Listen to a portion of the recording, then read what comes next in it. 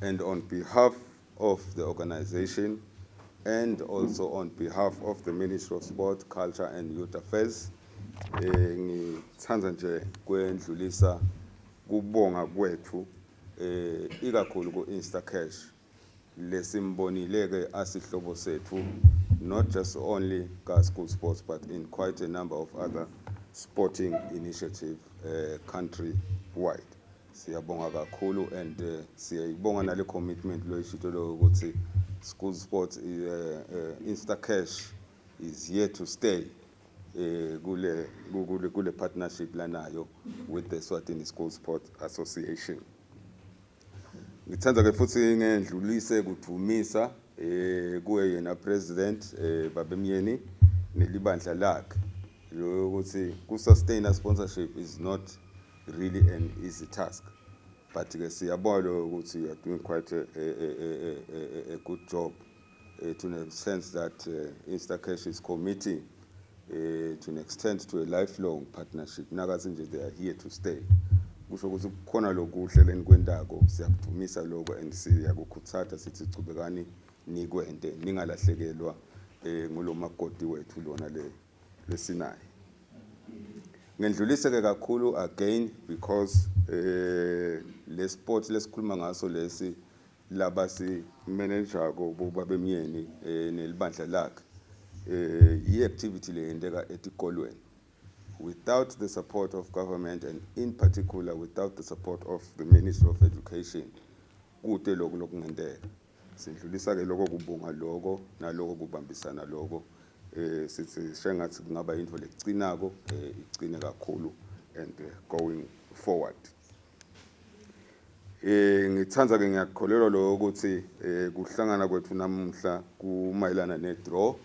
Ngithanda kufisela tona leto tikolo set already seti qualified seti la kulo top 16 lo ukuthi as we progress ngitifisele kudlala lokusha ngitifisele inhlanhla lenkhulu kakhulu. Ngitifisele ke leyo inhlanhla leyo ke again it goes without saying lo ukuthi nami ngikhuthate lo ukuthi the issues of fair play, the issues lengithite MC sinemehlo sinetindlebe ngato siyazama lo ukuthi sithi gweme la emidlalweni wethu ngoba lesinye isikhathi lawo ma issues lawo ala ma special projects ngiwo la bese sekaletha lo msindo. It is not also fair on its own. Uma ukhulumisa tindzaba taka anti-doping sinelabanye stars kuyi-doping on its own lokho ngoba bese sekukuniketa an unfair advantage over your opponents, and that is really not fair play. So sicela kukhutsata kuto tona tonke tikolo kubo bonke bothishela kubo bonke ma-officials bo-coach including also match officials lo ukuthi le fairness ayibe khona la emidlalweni yethu kuze ukuthi konke kuhambe kahle.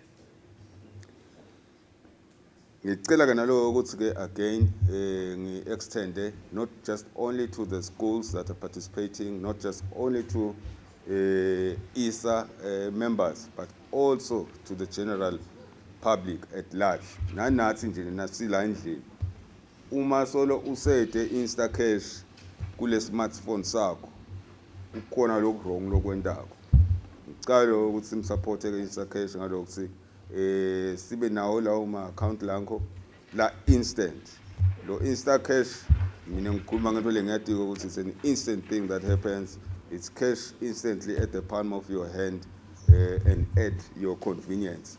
And kuze ukuthi le lifelong partnership laba icommita ukuthi ibe khona kudzingeka lo ukuthi siba support laba ka Instacash. Siswathi sithi mina sandla buya sandla. So kuzeke ukuthi isandla sibuye ngale ka Instacash nathi kufuneka leyo lingalo leyo si extend. Ngicela ke sengigcina again ngi-upload as well the collaboration and the partnership that Swatini School Sports Association and the Swatini TV have embarked on. It is quite a good initiative. Njengoba asho nje nadla kadla lo ukuthi lokubona kwalemidlalo sekuto extender beyond the sporting fields. Kumbe nalo sekhaya longakaphumeleli ayibone le midlalo le, siyakukhuthaza lokho and siyakuthumisa kakhulu. With those very few and brief remarks, ngiyabonga kakhulu isikhathi senu.